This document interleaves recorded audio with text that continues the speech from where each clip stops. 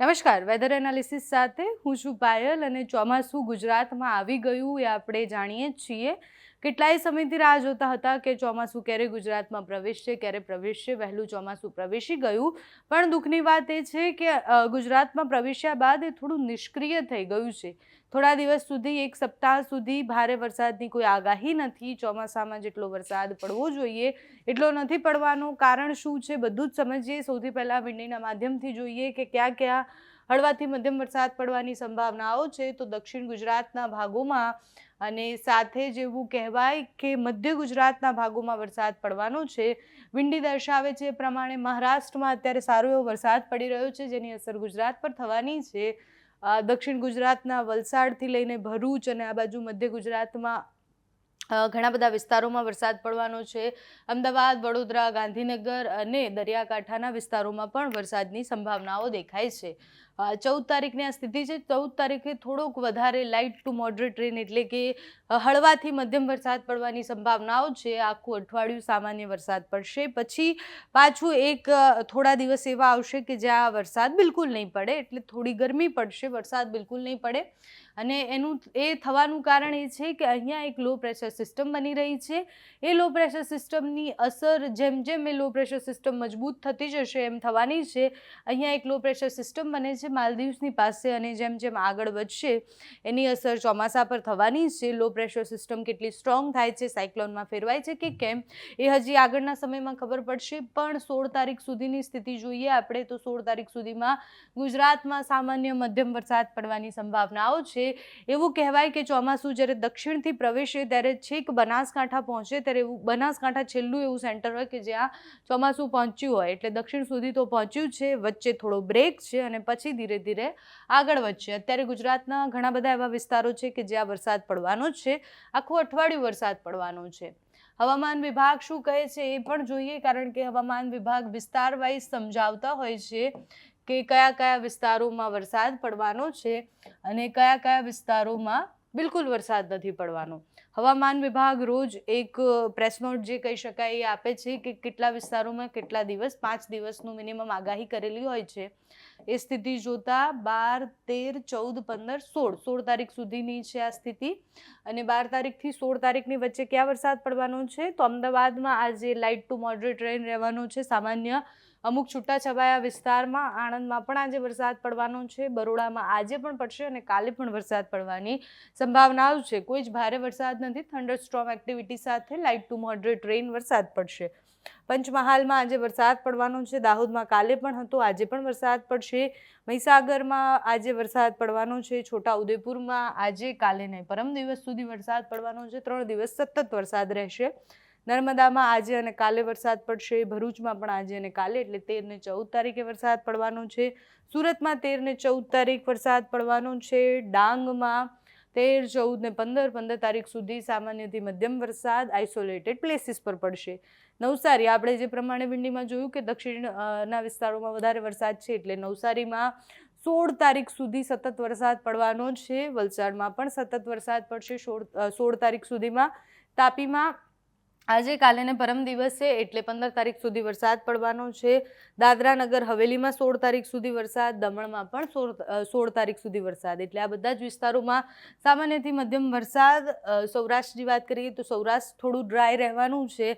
જૂનાગઢમાં કાલે વરસાદ પડ્યો હતો, આજે કોઈ જ સંભાવના નહીં. 16 તારીખ સુધી ક્યાંય જ વરસાદની કોઈ સંભાવના નથી. અમરેલીમાં આજે, કાલે ને પરમ દિવસે એટલે દરિયાની નજીકમાં જેટલા પણ વિસ્તારો આવતા હોય એ બધી જગ્યાએ વરસાદની સંભાવનાઓ છે. અમરેલીમાં વરસાદ પડવાનો છે આજે, કાલે, પરમ દિવસે. 15 તારીખ સુધી વરસાદ રહેશે. ભાવનગરમાં પણ 15 તારીખ સુધી સામાન્ય વરસાદ થંડરસ્ટોર્મ એક્ટિવિટી સાથે. ગીર, બોટાદ અને કચ્છમાં કાલે વરસાદ હતો, આજે ક્યાંય જ વરસાદની કોઈ સંભાવનાઓ હવામાન વિભાગ નથી આપી રહ્યું. એટલે હવામાન વિભાગની આગાહી પ્રમાણે 15 તારીખ સુધી મોટાભાગના વિસ્તારોમાં વરસાદ પડશે. ગીર સોમનાથમાં 16 તારીખે વરસાદ પડવાનો છે. વચ્ચેના કોઈ દિવસ વરસાદ 3 દિવસ ક્યાંય જ નથી. એટલે હવામાન વિભાગ જે આગાહી કરે છે એ પ્રમાણે દક્ષિણના ભાગોમાં અને દરિયાકાંઠાના વિસ્તારોમાં આજથી લઈને 16 તારીખ સુધી એટલે 13, 14, 15, 16 4 દિવસ સુધી સામાન્યથી મધ્યમ વરસાદ અમુક વિસ્તારોમાં પડવાનો છે. અમુક વિસ્તારોમાં બિલકુલ વરસાદ નથી પડવાનો. જ્યાં વરસાદ નથી પડવાનો ત્યાં નેક્સ્ટ વીકથી વરસાદ પડવાની શરૂઆત થશે.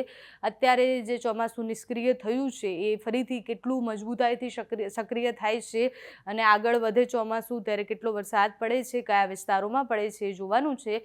અત્યારે હવામાન નિષ્ણાંત શું કહી રહ્યા છે તે સાંભળીએ.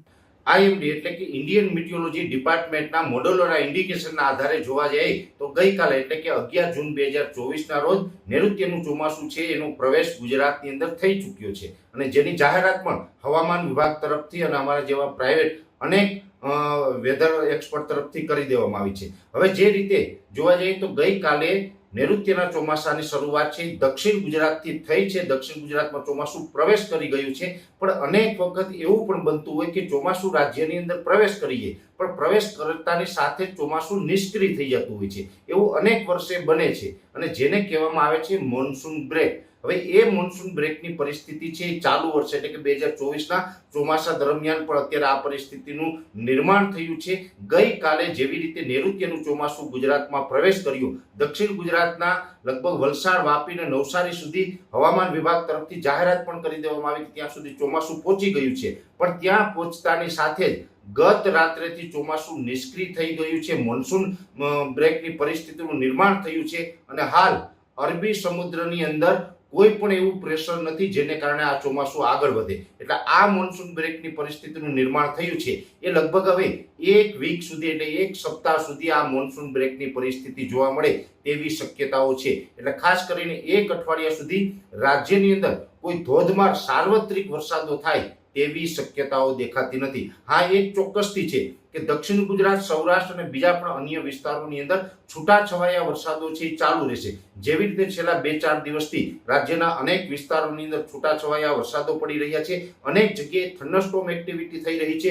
કોઈ જગ્યાએ થંડરસ્ટોર્મ એક્ટિવિટી થાય અને ત્યાં તીવ્રતા સાથે કદાચ 1 થી 2 કે 2.5 ઇંચ વરસાદ પડીએ તો એ વિસ્તારોના ગામડાઓને વાવણી લાયક વરસાદનો પણ લાભ મળી શકે છે. પણ સાર્વત્રિક વરસાદ હમણાં નહીં જોવા મળે, છૂટાછવાયા વરસાદો જોવા મળશે અને આ મોન્સૂન બ્રેકની પરિસ્થિતિ છે એ થોડીક લાંબી ચાલે એવું આજના અલગ અલગ મોડેલોના પ્રિડિક્શનના આધારે અમારું તારણ છે. એટલે અરબી સમુદ્રની અંદરથી ફરીથી કોઈ નવો કરંટ આવશે એટલે લગભગ 20 તારીખથી રાજ્યની અંદર ફરીથી ચોમાસું સક્રિય થાય તેવી શક્યતાઓ હાલ દેખાઈ રહી છે. જોકે 16-17 તારીખમાં પણ ચોમાસું સક્રિય થશે, પણ એમાં કોઈ મોટી ઉથલ-પાથલ થાય 16-17 તારીખથી કોઈ સાર્વત્રિક વરસાદો થાય તેવી શક્યતાઓ નથી. એટલે હમણાં કોઈ મોટા વરસાદના રાઉન્ડની આશા ન રાખવી. 20 તારીખ પછીથી ફરીથી નૈઋત્યનું ચોમાસું સક્રિય થઈ અને આગળ વધશે એ પછીથી આપણે સાર્વત્રિક વરસાદોના લાભ મળી શકે છે. અત્યારે મોન્સૂન બ્રેકની કન્ડિશન છે એ અનેક વર્ષે આપણે આ કન્ડિશન જોવા મળતી હોય છે. એ જ કન્ડિશનનો સામનો અત્યારે આપણે કરી રહ્યા છે અને ટૂંક સમયની અંદર આપણે આ મોન્સૂન બ્રેકની કન્ડિશનમાંથી મુક્ત થશું અને અરબી સમુદ્રમાંથી નવો કોઈ કરંટ આવશે, લો પ્રેશર આવશે અને આપણે 20 જૂન આસપાસથી ફરીથી ચોમાસું સક્રિય થઈ અને રાજ્યની અંદર સાર્વત્રિક વરસાદનો લાભ મળે તેવી શક્યતા હાલ અમે માની રહ્યા છે. હવામાન નિષ્ણાંત પરેશ ગોસ્વામી, જૂનાગઢ.